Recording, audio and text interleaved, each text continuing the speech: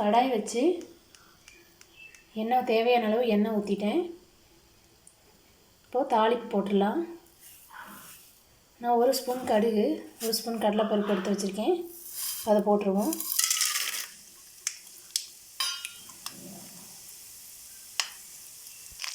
இப்போது பூண்டு, வெங்காயம், கருவேப்பிலை போட்டாச்சு. நல்லா வதக்கிக்கலாம்.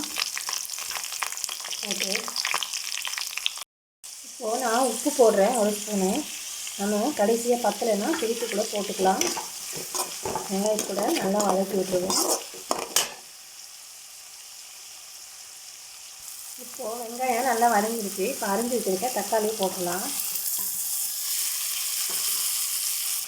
இப்போது தக்காளி இந்தளவுக்கு வதங்கிடுச்சு. இப்போ நம்ம கழுவி வச்சுருக்க கத்திரிக்காயை போட்டு எண்ணெயிலே வதக்கிடலாம்.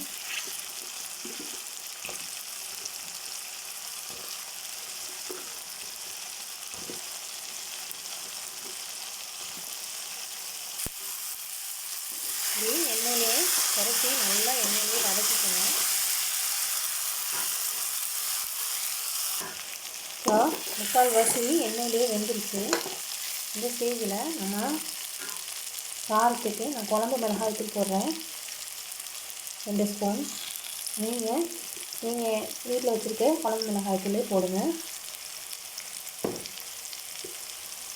உங்களுக்கு காரத்துக்கு ஏற்ற மாதிரி நீங்கள் போட்டுக்கோங்க.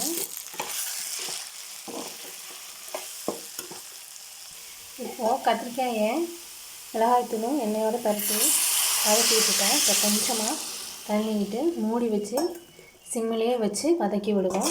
எண்ணெய் பிரிஞ்சு வர்ற வரைக்கும் நம்ம நல்லா சிம்மிலே வச்சு வதக்கி விடணும். இப்போ மூடி வச்சிடலாம். உங்களுக்கு ரெடியானோனையும் காட்டுறேன். இப்போது நம்ம கத்திரிக்காய் வறுவல் ரெடி ஆகிடுச்சு. நம்ம மூடி வச்சு சிம்மிலே வறுக்கிறதுனால அடி பிடிச்சிடும். அடிக்கடி திறந்து நம்ம பிரட்டி விட்டுட்டே இருக்கணும். அப்போ தான் பிடிக்காமல் வரும். இப்போ கத்திரிக்காய் வெந்துருச்சு. ஆஃப் பண்ணிவிட்டு நம்ம வேறு பாத்திரத்தில் மாற்றிடலாம். அவ்வளோதான் ஃப்ரெண்ட்ஸ், நம்ம சீக்கிரமாக ஒரு கத்திரிக்காய் வறுவல் ரெடி பண்ணியாச்சு. இந்த வீடியோ பிடிச்சிருந்தா நீங்கள் எனக்கு கமெண்ட்ஸில் சொல்லுங்கள். இந்த வீடியோ பிடிச்சிருந்தா லைக் பண்ணுங்கள், ஷேர் பண்ணுங்கள், சப்ஸ்கிரைப் பண்ணுங்கள், பக்கத்தில் இருக்க பெல் ஐக்கானை கிளிக் பண்ணுங்கள். ஓகே ஃப்ரெண்ட்ஸ், பாய். மீண்டும் அடுத்த வீடியோவில் சந்திப்போம். தேங்க்யூ.